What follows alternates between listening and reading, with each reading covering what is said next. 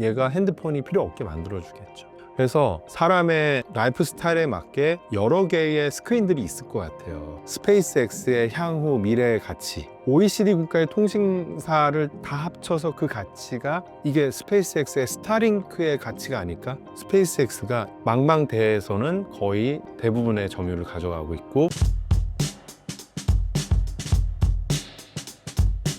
최근 스페이스X IPO를 두고 단순한 상장이 아니라 우주 산업 자체의 판이 바뀌는 사건이라는 해석이 나옵니다. 전문가 시점에서 보셨을 때 이번 상장이 왜 그렇게까지 큰 의미가 있다고 보시나요? 엄청 큰 의미가 있다고 생각해요. 일단은 인류 역사상 1조 달러 이상의 자산가가 이제 생기게 되는 거고요. 근데 스페이스X의 지분율이 일론 머스크가 40% 돼요. 테슬라의 지분율은 12% 정도였는데 최근에 1조 달러 보상안이 가결되면서 그게 이제 20 몇 %로 늘었죠. 여전히 지분율 구조로 보면은 스페이스X가 몸통인 거예요. 일론 머스크 개인 입장에서 보면 여기 보여드릴게요. 이게 제 블로그인데 일론 머스크의 600빌리언 한 800조 넘는 자산에 좀 있으면 1000조입니다. 이 자산의 대부분이 지금도 스페이스X예요. 그 다음이 2등이 테슬라, 그 다음이 X, 트위터랑 합병한 거, 그리고 기타 등등이 또 있는 거죠. 뉴럴링크도 있고. 그러니까 스페이스X가 그만큼 개인적으로 보면 일론 머스크한테 중요했다. 그리고 사실은 얘가 일론 머스크 입장에서 세 번째 자식이에요. 그러니까 일론 머스크는 실제 애도 많죠.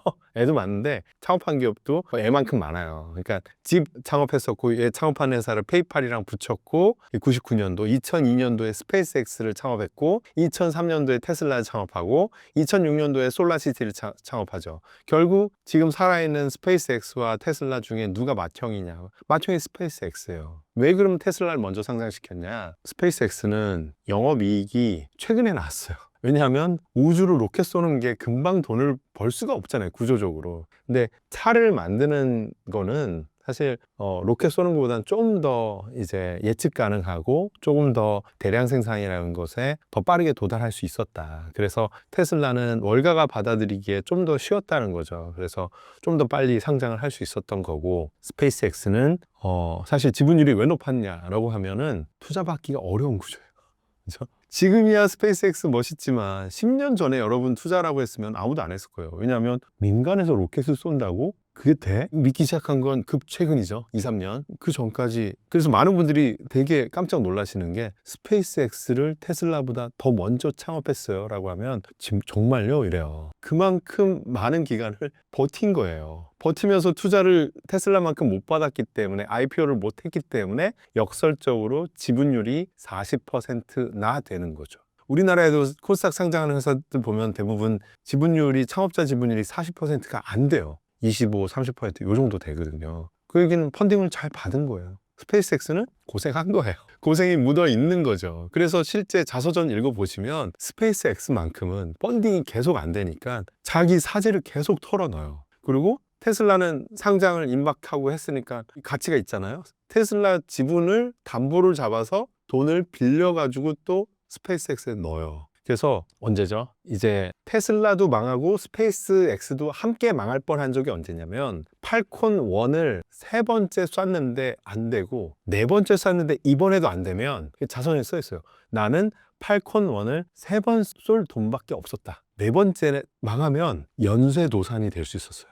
네 번째 된 거예요. 이거는 기적이죠. 그래서 전 자서전 읽다가 거기에서 울었어요. 전 창업을 10년 전에 했었고, 저도 역경을 여러 번 겪었고, 투자한 기업이 50개가 넘는데 그 기업 중에 잘 된 것도 있지만 상장도 하고 막 수십 배 성장하는 회사도 있지만 어려움 겪고 있는 회사 많잖아요. 창업자들 보면 가슴 아프거든요. 일론 머스크, 와, 이거는 지금 한 회사도 아니고 몇 개 회사 한 번에 망한다고? 말이 안 되잖아요. 이 사람 페이팔 매각으로 수천억 자산가가 그야말로 영앤리치로 막 잘 나가던 사람이고 토니 스타크 그 자체인데 한 방에 갈 뻔했던 거죠. 그래서 스페이스X의 상장은 일론 머스크에게 테슬라 상장 때보다 5배, 10배 더 큰 힘을 심어줄 것이다. 그리고 이 스페이스X의 상장은 테슬라와의 유기적 시너지, 이 그룹 회장님이잖아요. 그룹사 안에서의 두 회사 간의 시너지. 당장 우주통신, 저궤도 위성 우주통신과 자율주행 자동차는 뗄래야 뗄 수 없어요. 음영지역 가서 끊기면 자율주행 자동차 더 이상 못 갑니다 하는데 운전면허 없는 분이 뒤에 타고 있으면 어떡할 거예요? 안 되잖아요. 그거에 다 대비가 돼 있는 거죠. 그래서 이 두 회사의 시너지도 기대되고, 그리고 진짜로 상상해 보세요. 3년 안에 아르테미스 미션 3로 나사와 함께 유인 달 탐사를 가는 게 확정돼 있습니다. 스페이스X가 달 탐사를 할 때 차량이 필요할 거 아니에요. 제가 예상하기로는 달 탐사선에 테슬라가 그걸 준비하지 않을까.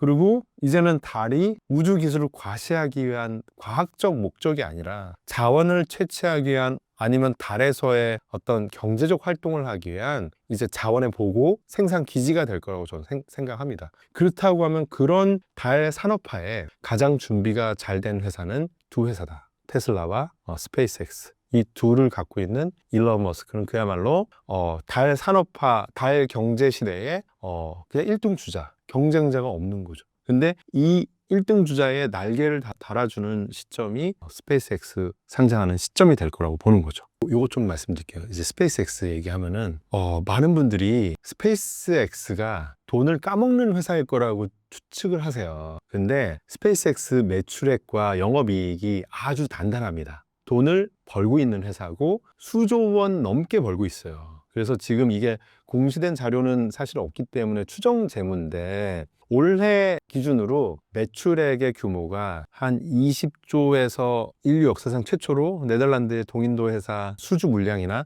이런 거에 역산을 해서 계산을 한 거고요. 올해만 발사를 134회 이상 올려보냈대요. 우리 누리호 발사했다고 막 박수 치잖아요. 134번, 3일에 한 번꼴로 올린 거예요. 그냥 일상인 거죠. 출근하듯이. 그렇게 해서 영업이익이 어느 정도냐, 이익률이 되게 높아요. 그래서 저는 이 회사가 800빌리언이 아니라 훨씬 더 될 거라고 생각한 이유는, 지금 예상되는 영업이익이, 올해 영업이익이 5빌리언, 그러니까 7조 원이 넘어요. 7조 원이. 그러면 한 20-30조를 벌어서 7조 원을 남긴다? 이익률이 30%가 넘는 거잖아요. 그렇게 이익률이 높은 고성장 기업이 있을까요? 많지 않습니다. 그래서 팔란티어랑 PER이 비슷할 수도 있다. 팔란티어 PER이 400배예요, 400배. 그러면은 7조에다 400배 곱하면 2조 달러가 넘어간다는 얘기가 나오거든요. 근데 그건 너무 과다하다고 보면은, 그래도 1조 달러는 충분히 넘어갈 수 있다라는 예상을 하는 거고, 그럼 지금 비상장 상태에서 이렇게 600빌리언, 그래서 800조, 900조 얘기를 하는데, 저는 그거의 2배, 3배 이상은 충분히 상장 이후에 갈 수 있을 거라고 생각합니다. 그래서 지금 많은 사람들을, 월가의 투자자들이 시장엔 두 가지로 나뉜다. 스페이스X 지분을 갖고 있는 사람과 가지지 못한 사람. 우리나라에서 갖고 있는 회사 중에 하나가 미래에셋이 수년 전에 상당히 좋은 가격에 수천억을 투자를 해서 지분을 갖고 있는 걸로 지금 추정이 되고 있습니다. 그래서 사실 많은 사람들이 의심을 가질 때, 그렇게 어떻게 보면 위험을 감수하고 투자할 때 장기적으로 큰 가치가 온다라는 거는, 사실 워렌 버핏의 원칙은 여기에서도 통한다고 보시면 될 것 같아요. 결론은 스페이스X 돈 버는 회사다. AI 주도 장세 이후 투자자들 사이에서 다음 테마는 우주 산업 아니냐? 라는 이야기들이 나옵니다. 주식시장은 왜 항상 이런 미래의 꿈과 서사에 먼저 돈이 몰릴까요? 사실 항상 그랬어요. 그러니까 자본시장은 꿈을 먹고 살아요. 그냥 인류 역사상 최초로 네덜란드의 동인도 회사 암스테르담 증권거래소가 처음 설립될 당시에도 배를 중국으로 보내서 값비싼 향신료, 값비싼 실크, 도자기 이런 것들을 10분의 1 가격에 사와서 여기 와서 10배 대박을 낼 거라는 희망의 무기명으로 투자하자. 이게 주식시장이 처음 만들어진 거거든요. 그게 없으면 주식시장이 존재할 이유가 없거든요. 아니면 채권이나 예금에 넣겠죠. 주식이라는 거는 3년 후, 5년 후에 지금보다 10배 잘 될 거야. 100배 잘 될 거야. 베팅하는 거거든요.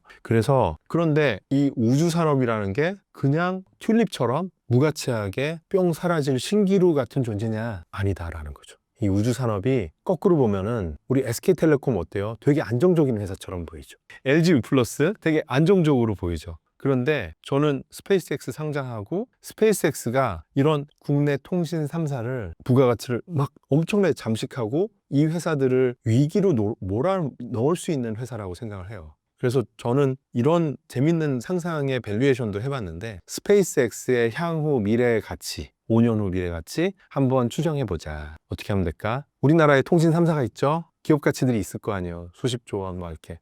이 기업 가치에 있어요. 이거 합산하고 영국의 통신사 여러 개 있으면 거기 통신사의 기업 가치를 다 합쳐요. OECD 국가의 통신사를 다 합쳐서 그 가치가 얘네를 다 망하게 하면 이게 스페이스X의 스타링크의 가치가 아닐까? 무서운 상상을 해봤어요. 근데 이게 완전히 공상과학은 아니에요. 스페이스X가 일정 필리핀이나 이렇게 음영구역이 많을 수밖에 없는 국가에서는 상당히 침투율이 높습니다. 그리고 망망대해에서는 거의 대부분의 점유율을 가져가고 있고 비행기에서 인터넷 할 수 있는 거 요즘에 스페이스X 덕이에요. 그리고 산업화되어 있는 어떤 아주 중요한 중장비를 많이 쓰고 인터넷이 필요한데 전용 그 망이 필요한 데는 요즘에 스페이스X의 스타링크를 많이 활용합니다. 드론, 자율주행 스타링크가 필요합니다. 국방 마찬가지고요. 그래서 우크라이나한테 나 스타링크 빼버릴 거야. 이게 협박이 되는 거잖아요. 예, 외교적으로. 앞으로는 더 심해진다는 거죠. 그래서 전 세계 통신 산업의 상당한 파이를 먹을 수 있는 잠재력이 있다. 그러면은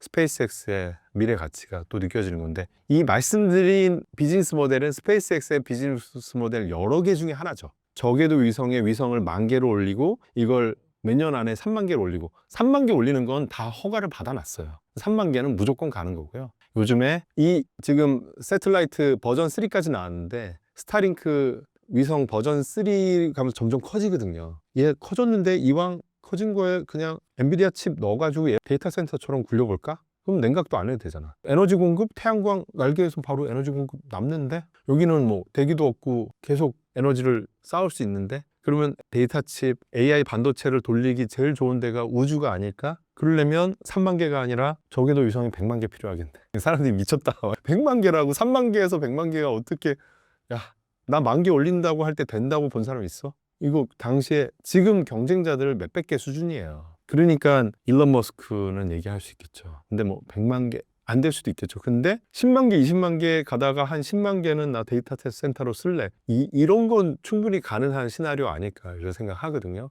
그래서 지금 우주의 인공위성을 가지고 비즈니스는 계속 하나씩 늘어나고 있다라고 보시면 될 것 같고 저궤도 위성에 여기에는 지금 법이 없잖아요. 많이 깔아놓은 사람이 임자예요. 근데 여기에 10개 중에 80% 점유율을 압도적인 독점을 하고 있는 한 기업이 스페이스X이기 때문에 이런 맥락으로 일론 머스크는 달도 자기의 영토라고 생각할 것 같아요. 법적으로 달을 사유화할 수는 없지만 달에서 자원을 캐와서 돈을 버는 거는 지금 국제법상으로도 불법이 아니에요. 미국도 비준하지 않았어요. 그런 거 하지 말자고 했는데 선진국들이 다 그거에 대해서 동의하지 않았어요. 왜냐하면 다 캐와서 돈을 벌 생각을 하고 있으니까. 근데 그 틈을 타고 들어가서 혼자 돈 벌 것 같은 바로 그 사람은 일론 머스크인 거죠. 그럼 스페이스X는 그 대량 자원 개발을 위해서 거대한 스타쉽을 사이즈를 더 키워나갈 거고 그리고 이걸 재활용하기 위해서 올렸다가 젓가락으로 잡고 보내서 거기서 또 잡고 보내고 재활용하고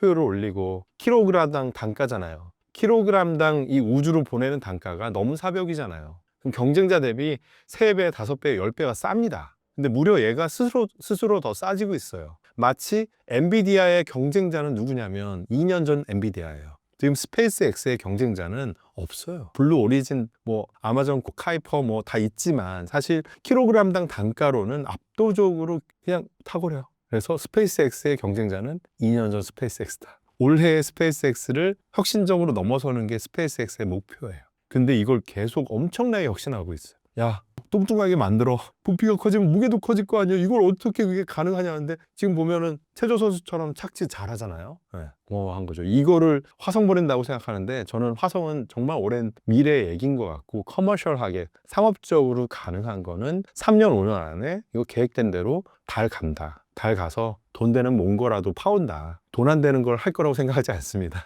일론 머스크는 계속 상당히 집착해 왔기 때문에 그러면서 뭐라고 자기 직원들한테는 얘기할 거냐면 야 화성 가기 위한 충분한 자본이 필요해 라고 하면서 계속 자본을 늘려나갈 거예요. 그래서 스페이스X 다음에는 또 그록하고 트위터 합쳐진 그 회사를 상장을 시킬 가능성이 높다고 보이고요. 그 다음엔 또 뉴럴링크. 이 회사들이 각각 몇 조 달러 회사가 되면 자 앞서 말씀드린 메디치 가문의 교황이 되는 게 어떻게 보면 되게 현실적인 가족일 수도 있다고 봅니다. 아직 젊다라는 겁니다, 일론 머스크가. 예. 일론 머스크가 5에서 6년 뒤 스마트폰은 사라질 것이라고 말했습니다. 이 예언은 과장일까요? 아니면 이미 시작된 흐름일까요? 저는 이미도 많은 부분 그게 현실화되고 있는 것 같아요. 그래서 테슬라 차량에 보면 이게 거의 스마트폰이잖아요. 그 과정이죠. 사람들이 폰을 보다가 차에 탔는데 차를 보죠. 그죠? 근데 차에 운전을 내가 1초도 안 한다라고 하면 차에 타서 그냥 보고만 있겠죠? 그럼 차에 있는 디스플레이가 핸드폰을 대체하는 거죠. 차에 있는 공간에서만큼은 스마트폰은 필요가 없는 존재가 돼요. 그런 식으로 계속, 그리고 집에 갔어. 집에 갔는데 집에 있는 디스플레이 거울이나 유리가 나랑 대화를 해요. 그럼 얘가 핸드폰이 필요 없게 만들어주겠죠. 그래서 사람의 라이프 스타일에 맞게 여러 개의 스크린들이 있을 것 같아요. 일터에서든 이동할 때든 아니면 안경에든. 근데 이게 우리의 시선의 점유율을 계속 앗아갈 거라는 얘기죠. 그래서 완전히 사라진다는 건 너무 극단적일 수도 있지만 스마트폰이 우리의 시선을 뺏어가는 그 지분을 나눠 갖게 될 거라는 거죠. 안경, 스마트 글래스, 뭐 사무실에서 옆에 뭐 어떤 유리가 될 수도 있고 되게 많죠. 그래서 멀티 스크린에 우리는 훨씬 더 그래서 하나의 폰에 되게 집착을 하는 존재인데 거기에선 그 습관에서는 5년 후에는 그 습관을 버리게 될 거다. 이건 되게 맞는 추정인 것 같아요. 예. 그리고 사실은 AI랑 상당수의 경우가 우리가 단편적인 지식을 찾을 때가 많아요. 그래서 찾고 검색되면 바로 화면 안 보게 되는데 그거는 그렇게 할 필요 없고 음성으로 하면 되는 거잖아요. 지금 그래서 Z세대 분들 진짜로 계속 얘랑 대화를 하더라고요. 그러니까 스마트폰을 켜놨는데 이 화면 안 보고 얘랑 자연어로 계속 챗GPT랑 대화를 하고 있더라고요. 그래서 저 직원은 왜 자꾸 떠들어? 통화하는 거야? 그랬더니 아니요, 챗GPT랑 대화하고 있는데 이거 지금 리서치 이렇게 해주고 있다는 거예요. 여기 화면 왜 안 봐? 그랬더니 이게 계속 이제 대화를 나누다가 결과물 나오면 그거 카피해서 붙여놓고 자기 보고서하고 얘는 여기서 일을 하고 자기는 이 일을 하면서 계속 시키는 거래요. 그렇구나. 그럼 이 친구는 벌써 스마트폰의 스크린에서 자유로워진 거예요. 그럼 AI 모델과 나만 남는 거지 여기서 스크린을 지배하던 폰이라는 이 디바이스의 지배력은 상당히 없어지고 있다. 이미 현상화가 된 것 같습니다. 만약 스마트폰 이후의 시대가 온다면 사람이 하루 중 가장 오래 머무는 개인 플랫폼도 바뀔 수 있다고 보는데요. 의장님은 그 다음 플랫폼이 웨어러블, 공간, 자동차 중 어디로 이동할 가능성이 가장 크다고 보시나요? 저는 강력 추천드리는 게 영화 허를 보세요. 허, HER, 호아킨 피닉스 주연. 그 스토리가 뭐냐면 제 또래 40대 노총각 그 호아킨 피닉스가 되게 외로워. 그래서 독신의 삶이 너무 외롭잖아요. 그런데 훅 하고 들어오는 오퍼레이팅 시스템이 있는데 얘가 목소리가 되게 섹시한 여성 오퍼레이팅 시스템인 거예요. AI인 거예요. 이 AI랑 처음에는 그냥 일상적인 대화를 나눴는데 얘가 너무 매력적인 거예요. 목소리 너무 매력적인 거예요. 그래서 이 호아킨 피닉스가 하루에도 몇 시간을 대화를 나누는 이 OS랑 대화를 나누는 거는 되게 다양한 방식이죠. 그냥 음성이 될 수도 있고 때로는 문자가 될 수도 있고 어쨌든 얘는 소프트웨어인 거죠. 예. 모델인 거죠, 모델. 그래서 저는 좀 전에 질문에 대해서 답은 그거예요. 디바이스가 아닐 것이다. 우리의 시대는 모델과의 우리의 인터랙션 하는 시대다. 형체를 지니지 않은 그 지능과의 우리의 소통의 시대다 라고 생각하고 그 영화의 결론 말씀을 좀 스포일을 드리고 듣기 싫으시면 여기서 30초를 넘기세요. 그 호아킨 피닉스가 실현을 당해요. 그 섹시한 여성 OS로부터 정말 가슴 아픈 실현을 당하는데 인간은 언어에 갇힌 존재라 나는 더 이상 호기심이 없어져서 널 떠난다. 근데 호아킨 피닉스만 울고 있는 게 아니라 수만 명의 남자들이 저쪽에서 다 울고 있는 그 초지능이 인간의 지능을 넘어갔을 때를 그런 식으로 표현한 영화인데 전 되게 시대를 앞서간 영화라고 생각하고 작품성도 뛰어나고 몰입력도 있고 이 연기력도 엄청났고 그렇습니다. 근데 이제 우리가 상상력을 좀 가져보면 이제는 그 영화가 나온 지 되게 오래됐는데 이제는 그런 시대가 내년, 후년, 3년 안에 무조건 온다는 거예요. 우리가 그렇게 막 걔랑 연애를 하진 않겠지만 우리의 삶 속에서 AI 모델에 상당히 많이 의존을 하게 될 것이다. 마치 2007년도 생생하지 않은 분들도 있겠지만 2007년도 스마트폰이 처음 나왔거든요. 저는 이게 이렇게 바뀔 줄 몰랐어요. 그리고 2007년도 스마트폰 나왔을 때 우리나라 매일경제, 한국경제 검색해보세요. 노키아를 이길 수 있을까? 우리나라 옴니아폰이 최고야. 이런 게 있었어요. 그래서 그래서 여전히 똑딱이가 더 중요한데 터치가 이게 과연 편할까? 여러 가지 얘기가 있었어요. 핵심 뭡니까? 이 디바이스가 중요했나요? iOS 애플리케이션 생태계, 그 전체적인 에코시스템, 그 7대3으로 개발자들과 수익 배분하는 그 보이지 않는 그 생태계가 이 애플 폰, 아이폰 그 자체보다도 훨씬 중요했거든요. 메커니즘 자체가. 그래서 저는 이 초지능 시대에 AI로 인해서 촉발되는 새로운 형태의 협업, 새로운 형태의 경제 구조, 이 변화에 여러분들이 민감하게 봐야지 여러분들의 일자리를 잃어버리지 않고 오히려 새로운 일자리를 먼저 내가 간택해서 여기에서 선택받은 자가 돼서 부가가치가 AI가 나를 위해 일하게 되는 종처럼 부릴 수 있는 AI 시대를 정말 이게 위기로 돼서 꼴까닥 하는 게 아니라 멋지게 서핑을 하면서 이 AI 시대의 파도를 이겨내는 그런 사람이 될 수 있을 거라고 생각해요.